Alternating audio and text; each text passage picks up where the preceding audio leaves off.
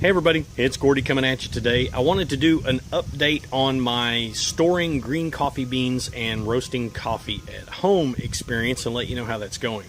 Obviously, while we have electricity, we're on grid power, might as well make use of it and take that time and resources to better learn how to do certain things. So currently, I have shifted from roasting my coffee beans in a skillet inside the house or on a stove or something outside to using a hot air popcorn popper.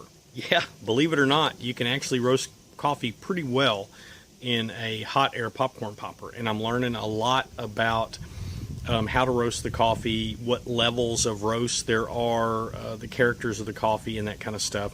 It allows me to do small batches, and like I said, it's a great learning experience. So let me show you the equipment that I'm using today to roast some coffee for this coming week, and then we'll get into it. So let me spin you around here and spin you down where you can see what we've got here.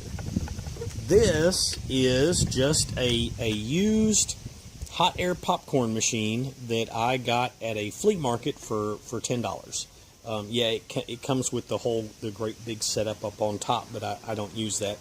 And if you can see down in there, it's getting a little brown because I've used it quite a bit, and the oils in the coffee beans will cause it to get brown. So this is my my coffee roasting machine. I've got a half cup of green beans here measured out. I roast about a half cup at a time. And then I have a stainless steel colander that I use to dump the coffee beans into to cool them off. You should have seen that. I was using a different, a less sturdy colander. I got this for cheap. I don't know, it was like $3 at some value store or something like that. And then, of course, some beans that I'm going to be roasting. So this is real easy. I take half a cup, which I've tried different, a little more, a little less. The half cup seems to work pretty well for this particular hot air popper, and I lost a few of them there. But dump those in and just turn this sucker on, and I'm going to show you what that looks like down in there. Hopefully you can get a good view of that as that's getting started.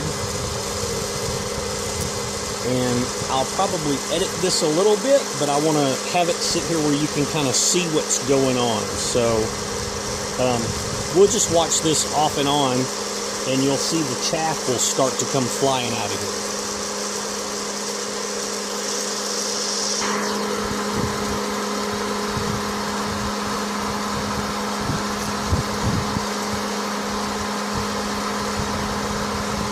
Hopefully you can see that chaff flying out of there. Let me adjust this up just a little bit. You can see that chaff come flying out of there. That's the skins and stuff that are on the coffee beans. And if you were roasting in a skillet, all that chaff would stay in there and would cause more smoke than necessary.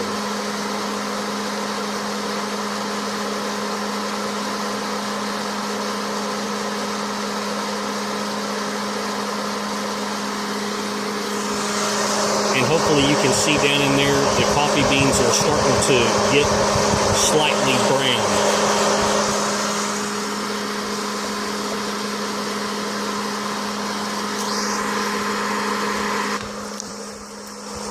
Okay, I've adjusted the angle on the camera again, and I'll take you over there and show you the coffee beans are getting browner and they're starting the first crack. So I'll show you that.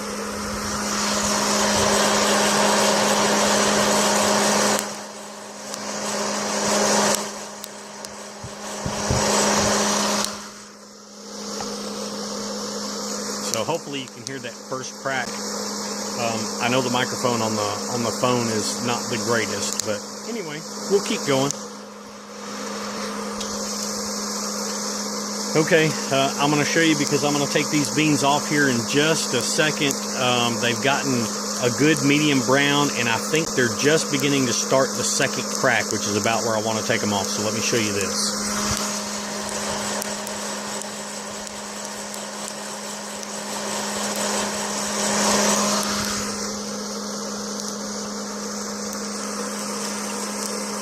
So at this point, we'll use the colander. I'm dumping the chaff out. We'll use the colander. Yep, we're starting second crack here. The beans are getting light enough, they're starting to kind of jump out a little bit. I don't want to over roast them, but I don't want them under roasted either, because I like them kind of medium dark. So what we're going to do is dump these off in here and turn that off. And hopefully you can get a good look there. So hopefully you can see some of that smoke.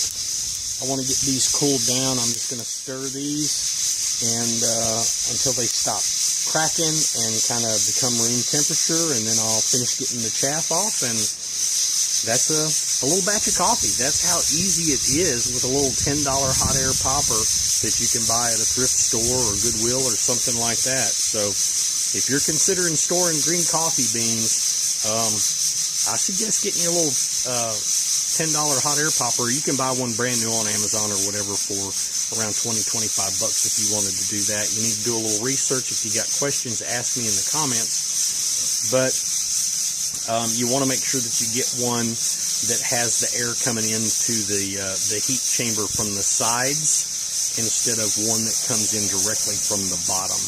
As a matter of fact, I think these are just about done cracking and smoking. Yeah, so let me show you. Hopefully you can see down in there. Notice the vents are on the sides down there in the bottom, and the bottom of the chamber itself is actually solid. You do not want a hot air popper that has a screen where the air comes directly from the bottom.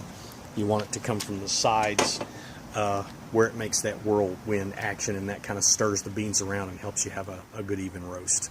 And get out there and try some. If you got, like I said, if you got questions, shoot me a comment, and I'll do my best to get your questions answered, and maybe you can find a better way to store coffee for long term instead of just buying the cheapo, yucky tasting freeze dried stuff. So anyway, all right, I'll see you out there. Y'all have a good one. Catch you next time. Shalom.